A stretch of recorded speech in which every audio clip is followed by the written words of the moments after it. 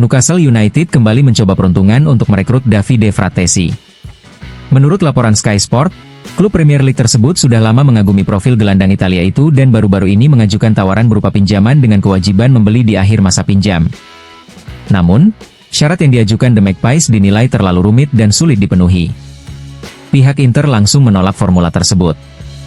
Manajemen di Viale della Liberazione menegaskan bahwa Fratesi tidak masuk daftar jual pada bursa transfer ini.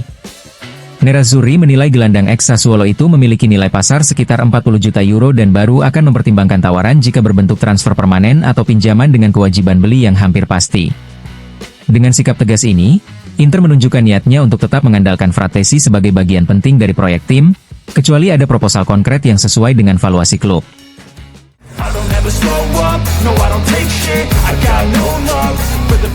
Hakan Çalhanoğlu siap menjalani laga perdana musim ini bersama Inter. Setelah absen pada pekan pembuka akibat sanksi yang dibawanya dari musim lalu, gelandang asal Turki itu kembali untuk memimpin lini tengah Nerazzurri dalam duel melawan Udinese pada Minggu malam. Menurut laporan Sky Sport, Çalhanoğlu akan kembali menempati peran sentral sebagai pengatur permainan. Di sisi kanan dan kirinya, Christian Chivu diperkirakan akan menurunkan Nicolo Barella yang sudah pasti menjadi pilihan utama, serta Petarsui yang saat ini lebih difavoritkan ketimbang Henrikh Mkhitaryan dalam persaingan merebut tempat di starting 11. Dengan kembalinya Çalhanoğlu, Inter berharap bisa tampil lebih solid di lini tengah sekaligus menjaga ritme positif mereka di awal musim Serie A.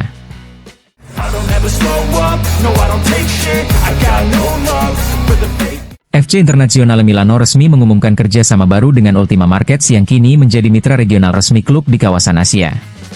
Kolaborasi strategis ini bertujuan untuk semakin mempererat hubungan antara kedua pihak, dengan mengedepankan nilai-nilai global yang sama serta menciptakan pengalaman unik yang menyatukan semangat sepak bola dengan kecerdasan finansial. Sebagai broker internasional CFD ternama, Ultima Markets memiliki visi yang sejalan dengan Inter dalam hal inovasi dan pencarian keunggulan, baik di dalam maupun di luar lapangan. Berbekal infrastruktur modern, wawasan mendalam tentang pasar, serta layanan yang transparan, Ultima Markets terus mendukung para trader di seluruh dunia. Kerjasama ini juga menjadi bagian penting dari strategi ekspansi global Inter. Kehadiran Ultima Markets akan memperkuat kedekatan klub dengan basis penggemar yang luas di Asia maupun di seluruh dunia, sekaligus menghubungkan komunitas trader yang tumbuh pesat dengan gairah terhadap sepak bola.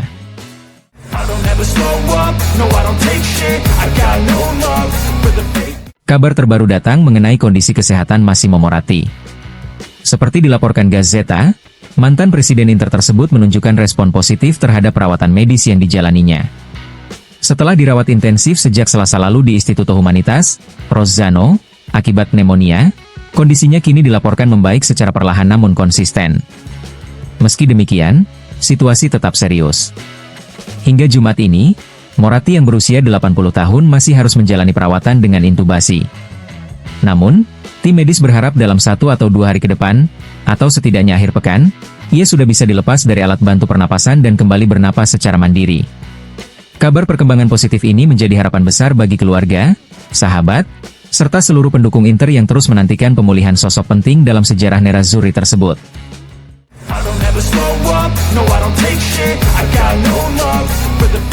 Sejarah baru ditorehkan Francesco Pio Esposito. Penyerang muda Inter itu untuk pertama kalinya mendapat panggilan ke tim nasional senior Italia. Namanya masuk dalam daftar pemain yang dipilih pelatih Gennaro Gattuso untuk menghadapi 2 laga kualifikasi Piala Dunia mendatang. Gli Azzurri akan bertanding melawan Estonia pada Jumat, 5 September di Bergamo, sebelum melanjutkan perjalanan ke Debrecen untuk menantang Israel pada Senin, 8 September. Esposito bukan satu-satunya wakil Inter di skuad Italia. Selain dirinya, Gattuso juga memanggil 4 pilar Nerazzurri yang sudah menjadi langganan timnas, yakni Alessandro Bastoni, Federico Di Marco, Nicolo Barella, dan Davide Fratesi. Bagi Esposito, panggilan ini menjadi tonggak penting dalam karirnya sekaligus kesempatan emas untuk menunjukkan kualitasnya di level internasional bersama tim senior Italia.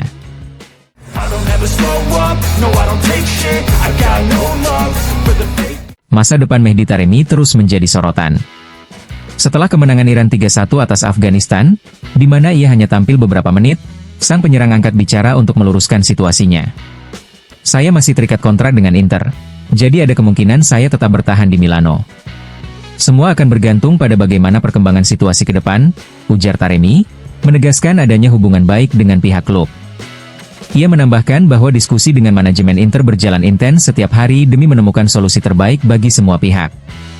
Mengenai kejelasan masa depannya, Taremi berharap tidak perlu menunggu lama. Saya berharap semuanya bisa ditentukan dalam waktu dekat, tepatnya sebelum berakhirnya turnamen AFA Nations Cup 2025 ini, ungkapnya.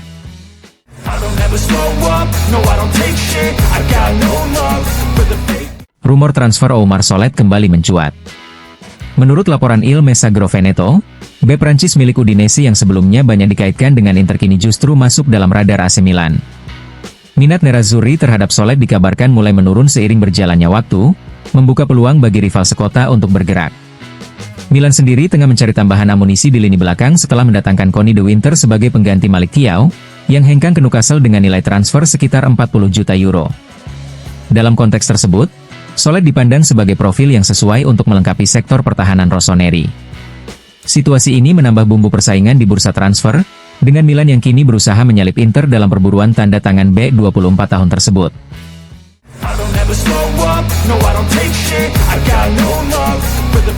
Mantan penyerang Inter, Jurgen Klinsmann, memberikan pandangannya kepada Sport Italia terkait kondisi tim Nerazzurri yang kini berada di bawah arahan Christian Chivu. Klinsmann menegaskan bahwa ambisi Inter tetap sama, yaitu menargetkan trofi tertinggi di Eropa. Inter selalu punya tujuan untuk memenangkan kompetisi ini. Mereka sudah tampil baik hingga mencapai final, meski akhirnya kalah dengan cara yang pahit. Sekarang tujuannya jelas, kembali ke final dan kali ini memenangkannya. Tim ini kuat, para pemainnya punya kualitas individu luar biasa. Di Piala Dunia antar klub saya melihat mereka masih kelelahan, tapi sekarang saya yakin mereka akan tampil baik di semua ajang, ujarnya. Soal dampak kegagalan di final Liga Champions lalu, Klinsmann menekankan pentingnya kekuatan mental. Risiko depresi selalu ada setelah kalah di final sebesar itu. Butuh waktu untuk mencerna rasa sakit, dan di Piala Dunia antar klub saya masih melihat sedikit kekecewaan. Namun sekarang semuanya dimulai dari nol. Dari luar, saya melihat skuad yang sangat kuat, ditambah pelatih baru yang akan membawa ide-ide segar. Mereka sudah memulai Serie A dengan baik, jadi peluang untuk tampil bagus ada. Sebagai tifoso, tentu saya berharap yang terbaik, ungkapnya. Klinsmann juga mengomentari duet lini depan Lautaro Martinez dan Marcus Thuram. Mereka membuat saya sangat tenang. Dua pemain luar biasa, tahu bagaimana mencetak gol. Saya ingin sekali melihat Lookman di Inter, tapi itu tidak terjadi dan bukan masalah besar. Jika keduanya fit, mereka akan tampil gemilang musim ini, kata ex-bintang Jerman tersebut.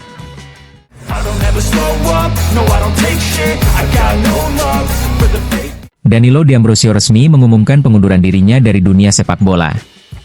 Melalui sebuah unggahan panjang di akun media sosialnya, mantan bek Inter tersebut mengenang perjalanan karir yang telah dijalaninya selama 2 dekade.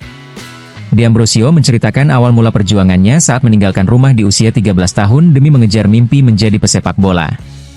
Ia menggambarkan bagaimana rasa takut dan kesepian di usia muda tidak pernah mengalahkan tekadnya.